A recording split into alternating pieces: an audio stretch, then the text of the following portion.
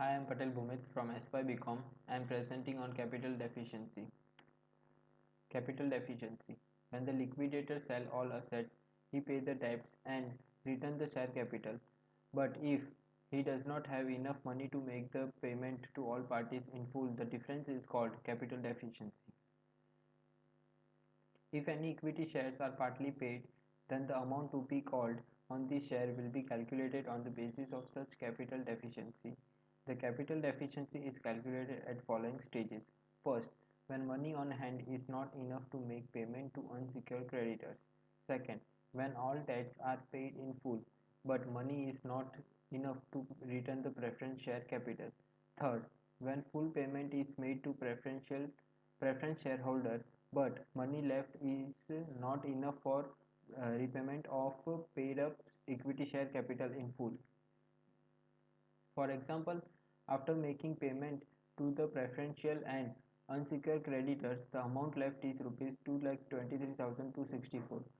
There is not enough cash to pay preference share and equity share, and it is given there is 1 year dividend on preference share also to be paid.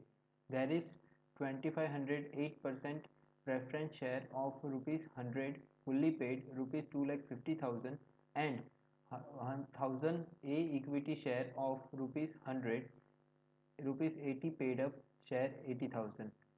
2000 B equity share of rupees 100 each, rupees 40 paid up, share 80,000. Calculation of capital deficiency. It is equals to amount to be paid minus available amount. Available amount is 2,23,264. Amount to be paid 8% preference share 2,50,000 plus add 1 year dividend 20,000 which gives 2,70,000 plus A equity share 80,000 plus B equity share 80,000 which gives total to 4,30,000.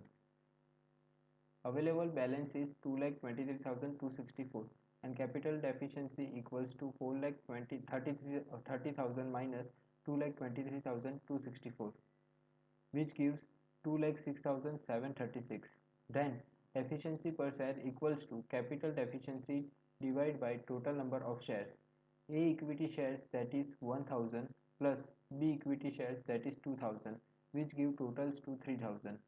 So 2 lakh 6000 6736 divided by 3000 equals to rupees 68.912 per share. Now the capital deficiency calculation. For equity share A, there is paid up is 80 and the deficiency is 68.912.